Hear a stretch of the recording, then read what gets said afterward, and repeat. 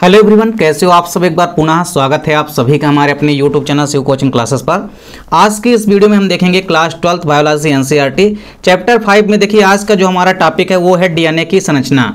तो डीएनए की संरचना का जो डबल हेलिक्स संरचना होती है वो हम आज की इस वीडियो में पूरा का पूरा यहाँ पे कवर करने वाले हैं। देखिए कभी कभी डीएनए की संरचना ना दे करके आपसे डायरेक्ट पूछता है कि वाटसन एवं क्रिक के द्विकुंडलित मॉडल को समझाइए।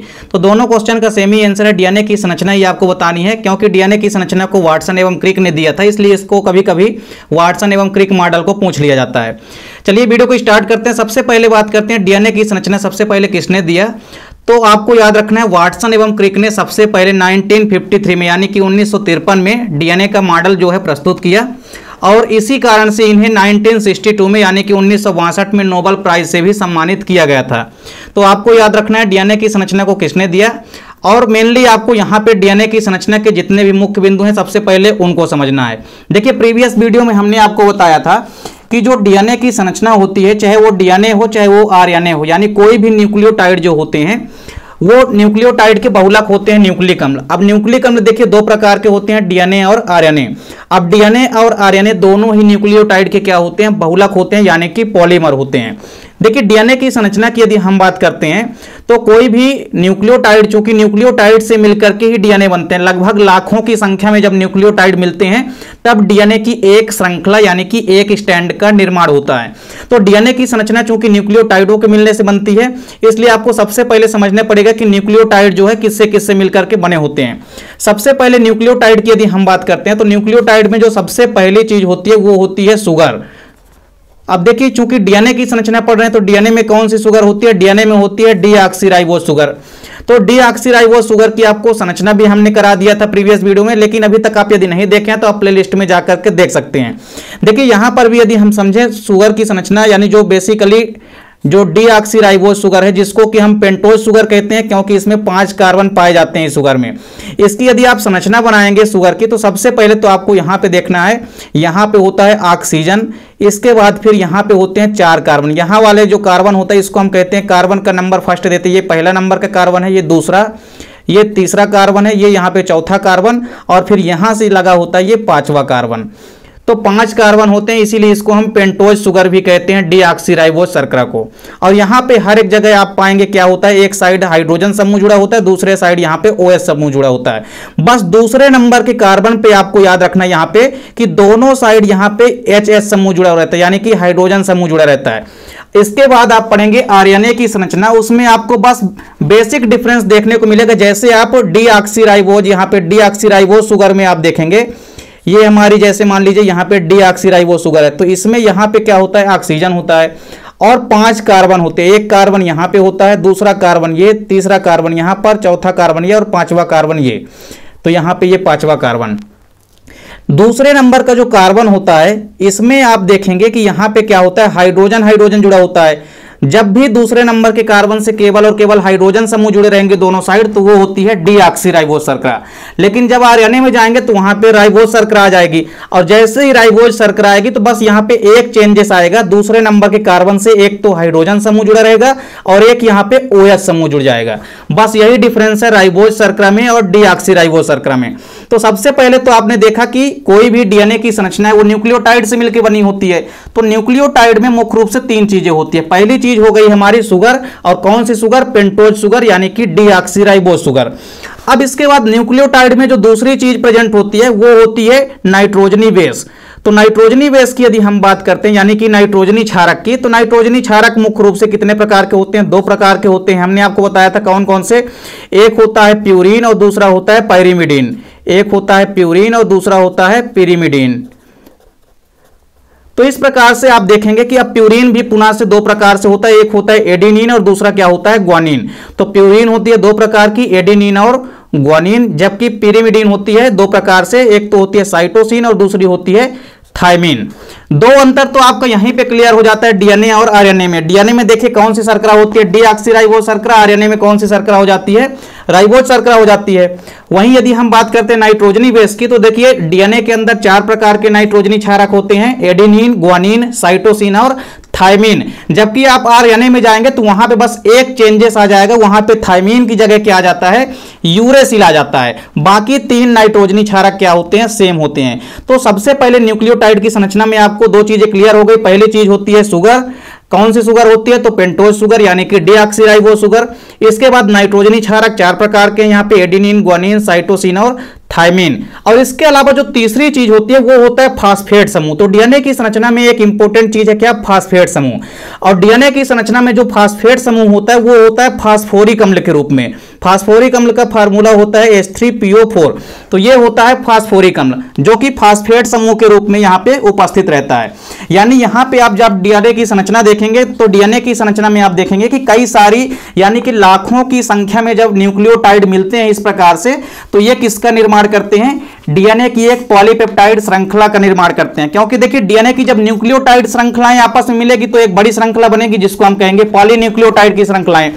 अब आपको यहां पे थोड़ा सा समझना पड़ेगा कि न्यूक्लियोटाइड कैसे बनेगा। तो देखिए न्यूक्लियोटाइड में 3 चीजें तो होती है। अब आप पढ़े हैं इसके पहले न्यूक्लियोसाइड। देखिए सबसे पहले आपको यहां पे एक शुगर बनाना है, यानी आपको एक शर्करा बनानी है। हमने यहां पे बना दिया डीऑक्सीराइबोस शर्करा।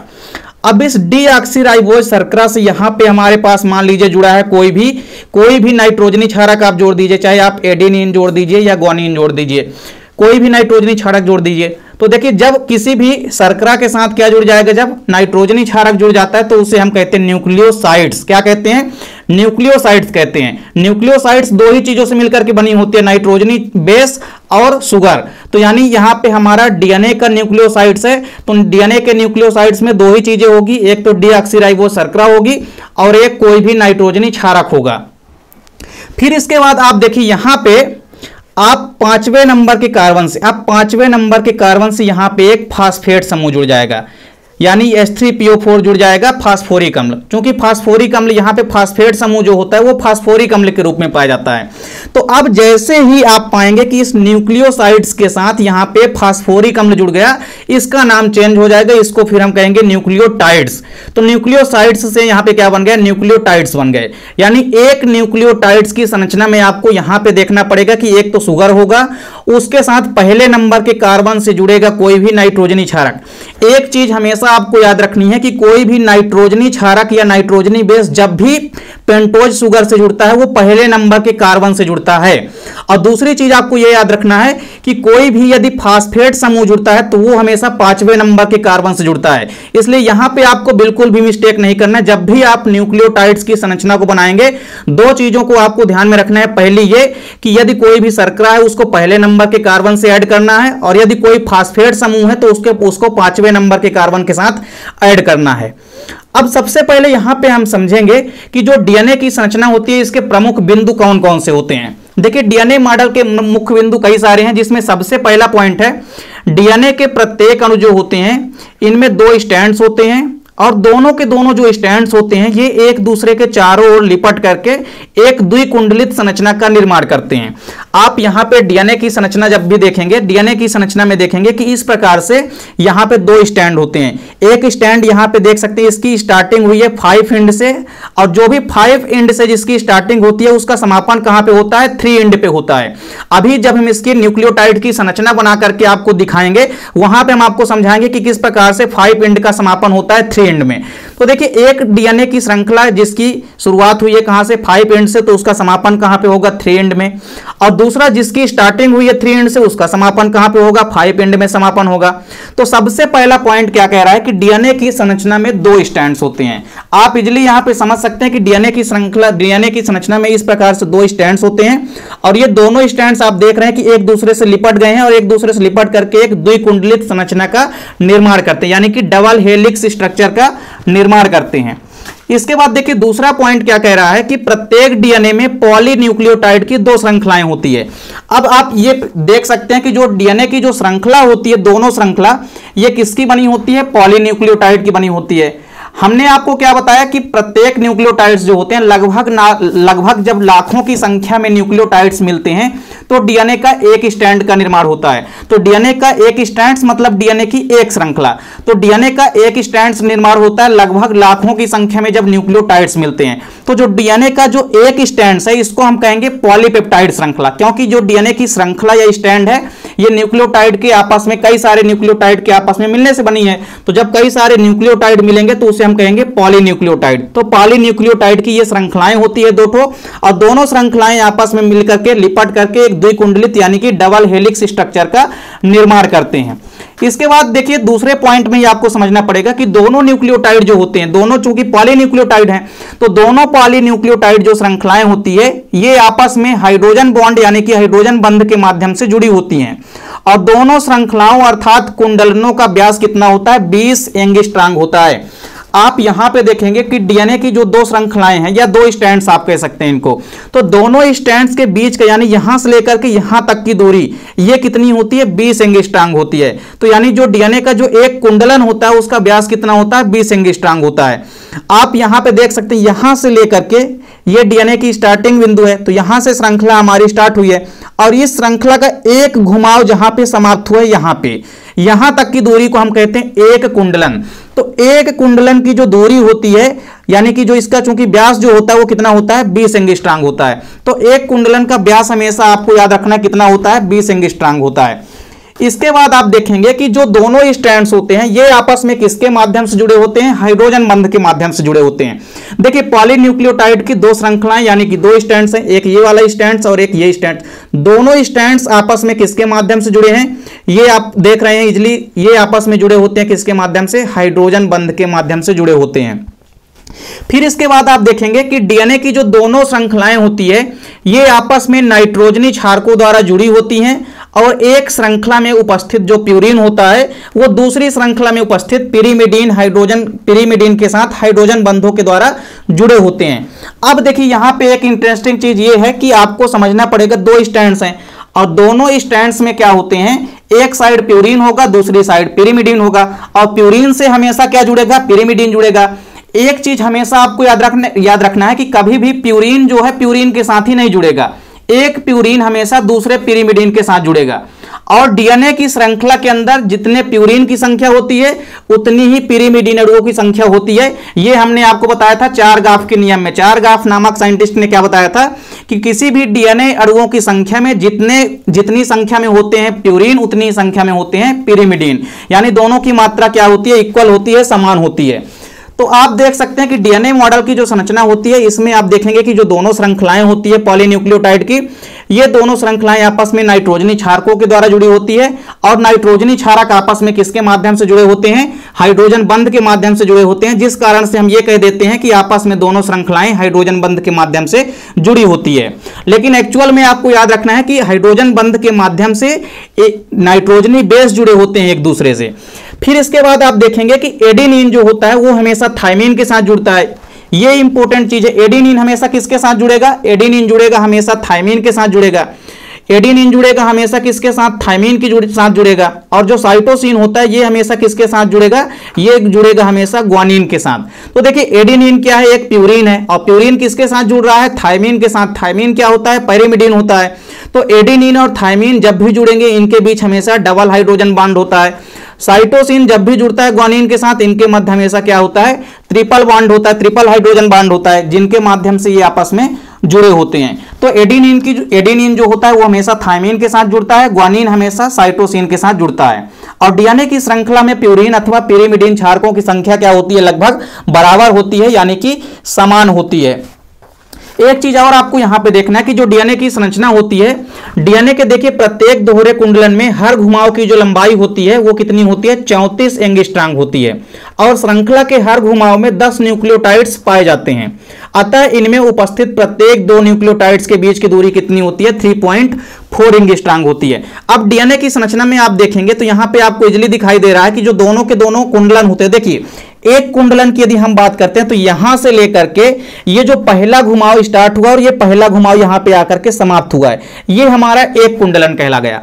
और क्या कह रहा है कि एक कुंडलन में कितने न्यूक्लियोटाइड्स के जोड़े होते हैं, 10 न्यूक्लियोटाइड्स के जोड़े होते हैं। तो यहां पे 10 न्यूक्लियोटाइड्स पेयर होते हैं और उन्हीं न्यूक्लियोटाइड्स के माध्यम से आपस में नाइट्रोजनी क्षारक हाइड्रोजन बंध के माध्यम से जुड़े होते हैं।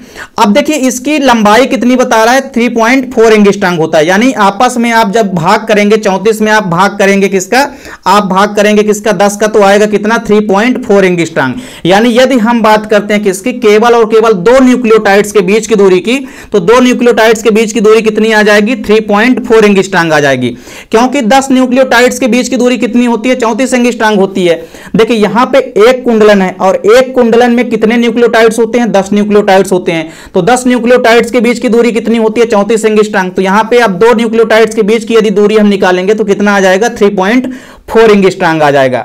अब बात करते हैं कि आपस में जो न्यूक्लियोटाइड्स होते हैं वो डीएनए की संरचना में किस प्रकार से ऐड होते हैं, यानी कि जुड़े होते हैं।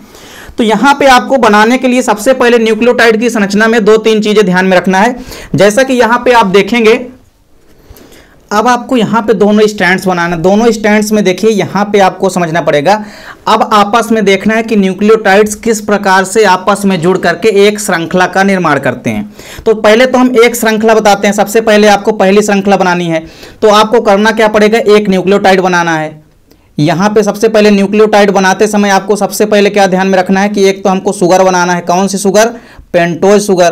तो ये हमने बना लिया क्या, पेंटोज शुगर। अब इस पेंटोज शुगर से यदि हम जोड़ देते हैं क्या, पहले नंबर के कार्बन से यदि हम कोई भी जोड़ देते हैं, चाहे आप एडेनिन जोड़ दीजिए, चाहे आप थाइमिन जोड़ दीजिए, चाहे ग्वानिन या साइटोसिन, कोई भी नाइट्रोजनी क्षारक को हम यहाँ से क्या कर देंगे, पहले नंबर के कार्बन से ऐड कर देंगे। तो ये बन गए न्यूक्लियोसाइड्स। और 5वें नंबर के कार्बन से यहाँ पे हम ऐड कर देंगे किसको, फास्फेट समूह को, यानी कि फास्फोरिक अम्ल को ऐड कर देंगे। तो ये बन गया एक न्यूक्लियोटाइड। अब इसके बाद क्रमशः आपको कई सारे न्यूक्लियोटाइड बनाते जाना है इसी प्रकार से। तो इसके बाद आप दूसरा न्यूक्लियोटाइड यहाँ पे बना सकते हैं। तो इसके जस्ट नीचे आपको बनाना है दूसरा न्यूक्लियोटाइड। इसके बाद पहले तो आप शुगर बनाते चलिए इस प्रकार से। तो कई प्रकार से आप शर्करा पहले बना लीजिए। तो एक शर्करा हो गई, 2 हो गई, 3 हो गई, इसके बाद ये चौथी शर्करा हो गई, फिर इसके बाद 5वीं शर्करा भी आप बना सकते हैं। जितनी लंबी श्रृंखला चाहें आप बना सकते हैं, क्योंकि हमने आपको क्या बताया है कि जो डीएनए की श्रृंखला होती है वो कई सारे न्यूक्लियोटाइड्स के मिलने से बनती है। तो यहाँ पे हम बहुत ज़्यादा न्यूक्लियोटाइड्स तो बना नहीं सकते हैं। यहाँ पे आपको 5-6 न्यूक्लियोटाइड्स के माध्यम से समझना है कि किस प्रकार से आपस में न्यूक्लियोटाइड मिल करके एक पॉलीन्यूक्लियोटाइड की श्रृंखला बनाते हैं। तो चलिए यहाँ पे हमने 6 शर्करा यानी कि 6 शुगर हमने यहाँ पे बना रखा है। अब इसमें आप क्या करिए कि सभी में कोई ना कोई नाइट्रोजनी बेस जोड़ते जाइए। बस आपको ध्यान क्या देना है यहाँ पे कि पहले नंबर के कार्बन से आपको नाइट्रोजनी बेस जोड़ना है। तो यहाँ पे सभी के सभी पहले नंबर के कार्बन से आप क्या करिए, शर्करा में आप जोड़ दीजिए नाइट्रोजनी बेस को, यानी कि नाइट्रोजनी क्षारकों को। देखिए पहले में आप यहाँ पे जोड़ दीजिए एडेनिन को, ग्वानिन जोड़ दीजिए, इसके बाद साइटोसिन जोड़ दीजिए, थाइमिन जोड़ दीजिए, फिर से इसके बाद आप जोड़ दीजिए एडेनिन। तो इस प्रकार से हमने क्या बना लिया यहाँ पे 1 2 3 4 5 हमने यहाँ पे क्या बना लिया है, न्यूक्लियोटाइड। अब देखिए डीएनए की ये एक श्रृंखला हो गई। अब सभी में आप क्या करिए, फास्फोरिक अम्ल भी जोड़ दीजिए, तभी तो न्यूक्लियोटाइड बनेगा। अभी तो न्यूक्लियोसाइड्स है तो सब में हम यहाँ पे जोड़ देंगे। 5वें नंबर के कार्बन से हमको क्या जोड़ देना है, फास्फोरिक अम्ल जोड़ देना है। तो ये हमने सभी के सभी 5वें नंबर के कार्बन से क्या जोड़ दिया, फास्फोरिक अम्ल हमने जोड़ दिया। अब इनको भी आपस में मिला दीजिए। इन शुगर को भी आपस में यहाँ पे आप इस प्रकार से मिला सकते हैं। तो इस प्रकार से हमने देखा कि 5 न्यूक्लियोटाइड्स यहाँ पे आपस में मिले हुए हैं। और न्यूक्लियोटाइड जब आपस में मिले हैं तो इसमें एक में एडेनिन है, ग्वानिन है, साइटोसिन है, थाइमिन है, फिर से एडेनिन है। देखिए 4 न्यूक्लियोटाइड में आपको यहाँ पे अलग अलग प्रकार के नाइट्रोजनी क्षारक जोड़ना है। और जब अलग अलग प्रकार के चारों नाइट्रोजनी क्षारक को आप जोड़ चुकेंगे उसके बाद से पुनरावृत्ति होने लगेगी। फिर से आपको एडेनिन, ग्वानिन, साइटोसिन, थाइमिन यही क्रम चलते जाना है। क्योंकि एक कुंडलन में कितने होते हैं, एक कुंडलन में 10 न्यूक्लियोटाइड्स होते हैं। तो इस प्रकार से आपको यहाँ पे देखने को क्या मिल रहा है, हमने आपको यहाँ पे बताया था कि एक 5 डॉट होता है और इसका समापन कहाँ पे होता है, 3 डॉट में होता है। देखिए डीएनए की श्रृंखला में एक 5 डॉट है और 5 डॉट का जो समापन होता है कहाँ पे होता है, 3 डॉट में होता है। जबकि 3 डॉट का जो समापन होता है वो कहाँ होता है, 5 डॉट में होता है।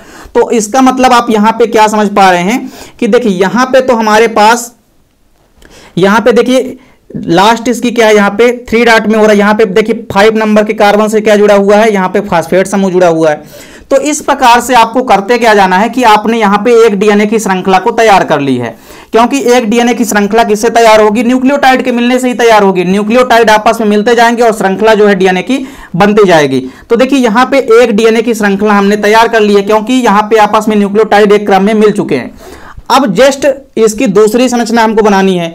दूसरी संरचना को बनाने के लिए हमको एक चीज बस ध्यान में रखना है कि हमेशा आपको याद रखना है कि ये एंटी पैरेलल आपको बनाना है। एंटी पैरेलल का मतलब होता है कि न्यूक्लियोटाइड आपको उल्टा बनाना है। उल्टा बनाने का मतलब है कि जैसे आपने शुगर यहाँ पे सीधी बना रखी है, तो शुगर को आपको बस उल्टा कर देना है। तो यहाँ पे आप जब पेंटोज शुगर को क्या कर देंगे, पेंटोज शुगर को आप यहाँ पे उल्टा कर देंगे। उल्टा करने पर भी आपको एक चीज ध्यान में रखनी है कि फास्फेट समूह हमेशा 5वें नंबर के कार्बन से जुड़ता है, और जो कोई भी नाइट्रोजनी बेस है यानी कि जो नाइट्रोजनी क्षारक होता है वो हमेशा पहले नंबर के कार्बन से जुड़ेगा। तो अब हमने इस शुगर को उल्टा कर दिया है, तो इस उल्टे शुगर में यहाँ पे कार्बन का जो पहला नंबर आएगा वो यहाँ पे आएगा। तो यहाँ पे आपको क्या करना है कि नाइट्रोजनी बेस इस प्रकार से बना देना है। उसी प्रकार से यहाँ पे आपको कई सारे शुगर बना लेना है, क्योंकि आपस में हमको क्या बनाना है, एंटी पैरेलल यहाँ पे न्यूक्लियोटाइड बनाना है। तभी तो दोनों एक दूसरे से लिपट करके एक द्विकुंडलित संरचना का निर्माण करेंगे। तो इस प्रकार से आप पाएंगे कि यहाँ पे ये हमने बना दिया, यहाँ पे 3, इसके अलावा चौथा भी आप बना लीजिए, और फिर यहाँ पे बन गया ये आखिरी और 5वां। अब इसमें आप क्या करिए कि सब में पहले नंबर के कार्बन से आपको क्या ऐड कर देना है, नाइट्रोजनी बेस कोई भी ऐड कर देना है। अब नाइट्रोजनी बेस को ऐड करते समय भी एक बात की जानकारी आपको होनी चाहिए। जैसे हमने यहाँ पे पहले नंबर के कार्बन से किया क्या कि न्यूक्लियोटाइड में हमने यहाँ पे क्या किया कि न्यूक्लियोटाइड की संरचना में शुगर बना दिया, और शुगर में पहले नंबर के कार्बन से हमने जोड़ दिया नाइट्रोजनी क्षारक यानी कि नाइट्रोजनी बेस। एक आखिरी बचा, इसमें भी आप कर दीजिए पहले नंबर के कार्बन से यहाँ पे हम ऐड कर देंगे कोई भी नाइट्रोजनी बेस। अब ये जो 5वें नंबर का कार्बन है, 5वें नंबर के कार्बन से सब में आप जोड़ दीजिए फास्फेट समूह। तो ये हमारा बन गया न्यूक्लियोटाइड बन करके हो गया कंप्लीट। अब देखिए न्यूक्लियोटाइड चूंकि यहाँ पे आपस में बन चुके हैं, अब न्यूक्लियोटाइड तो बन गए हैं, बस एक चीज आपको यहाँ पे ध्यान में रखनी है कि अगर आपने इधर का न्यूक्लियोटाइड जो तैयार किया है इसके अपोजिट वाले का, यदि यहाँ पे एडेनिन आपने नाइट्रोजनी क्षारक ले रखा है, तो चूंकि एडेनिन जुड़ता है हमेशा थायमीन के साथ, इसलिए एडेनिन के सामने हमेशा क्या लेना है, आपको थायमीन लेना है। तो हमने एडेनिन के सामने क्या ले लिया, थायमीन ले लिया। अब यहाँ पे ग्वानिन है, तो जब इसका आप एंटी पैरेलल बनाएंगे तो यहाँ पे ग्वानिन के सामने आपको क्या लेना पड़ेगा, साइटोसिन लेना पड़ेगा, क्योंकि ग्वानिन हमेशा किसके साथ जुड़ता है, साइटोसिन के साथ। साइटोसिन के सामने आपको क्या लेना पड़ेगा, जी लेना पड़ेगा यानी ग्वानिन लेना पड़ेगा। थायमीन है यहाँ पे, थायमीन के सामने एडेनिन लेना पड़ेगा, क्योंकि दो जो आपस में एक दूसरे के साथ जुड़ते हैं उन्हीं को आपस में एक दूसरे के सामने लाना है। अब फिर से एडेनिन आ गया, एडेनिन जुड़ता है किसके साथ, थायमीन के साथ। तो ये हमारे न्यूक्लियोटाइड जो है, दोनों श्रृंखला जो है न्यूक्लियोटाइड की तैयार हो चुकी है। अब न्यूक्लियोटाइड चूंकि यहाँ पे न्यूक्लियोटाइड नहीं रहे, ये आपस में मिल गए हैं, तो न्यूक्लियोटाइड आपस में मिल करके किसका निर्माण कर रहे हैं, पॉलीन्यूक्लियोटाइड का निर्माण कर रहे हैं। तो देखिए पॉलीन्यूक्लियोटाइड की यहाँ पे 2 श्रृंखलाएं बन चुकी है, और ये जो दोनों श्रृंखलाएं बनी है, हमने क्या कहा, दोनों श्रृंखलाएं आपस में हाइड्रोजन बंध के माध्यम से जुड़े होते हैं। तो ये देखिए ये आपस में जो नाइट्रोजनी बेस है इनको आप जोड़ दीजिए हाइड्रोजन बंध के माध्यम से। तो एडेनिन थायमीन के बीच में डबल हाइड्रोजन बंध होता है, तो हमने यहाँ पे डबल बॉन्ड लगा दिया है। साइटोसिन और यहाँ पे साइटोसिन और ग्वानिन के मध्य हमेशा ट्रिपल हाइड्रोजन बॉन्ड होता है, तो हमने यहाँ पे ट्रिपल बॉन्ड लगा दिया।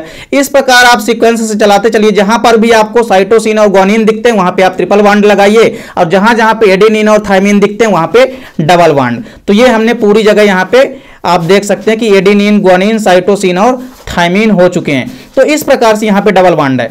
तो देखिए आपस में इस प्रकार से न्यूक्लियोटाइड बनते हैं, और न्यूक्लियोटाइड मिल करके एक पॉलीन्यूक्लियोटाइड की लंबी श्रृंखला का निर्माण करते हैं, और प्रत्येक डीएनए की संरचना के अंदर 2 पॉलीन्यूक्लियोटाइड की संरचना का निर्माण करते हैं। और यही दोनों पॉलीन्यूक्लियोटाइड की श्रृंखलाएं जिनको कि आप स्टैंड कहते हैं, तो चूंकि दोनों स्टैंड, चूंकि डीएनए जो होता है वो डबल स्टैंडर्ड होता है, तो पॉलीन्यूक्लियोटाइड की दोनों संरचनाएं, दोनों श्रृंखलाएं जो है 2 स्टैंड्स का निर्माण कर देती है, और यही दोनों स्टैंड्स आपस में लिपट करके एक द्विकुंडलित संरचना का निर्माण कर देते हैं। तो इस प्रकार से उम्मीद करता हूं कि डीएनए की जो संरचना होती है डबल हेलिक्स संरचना, ये आपको समझ में आ गई होगी। मिलते हैं नेक्स्ट वीडियो में, तब तक के लिए जय हिंद, वंदे मातरम।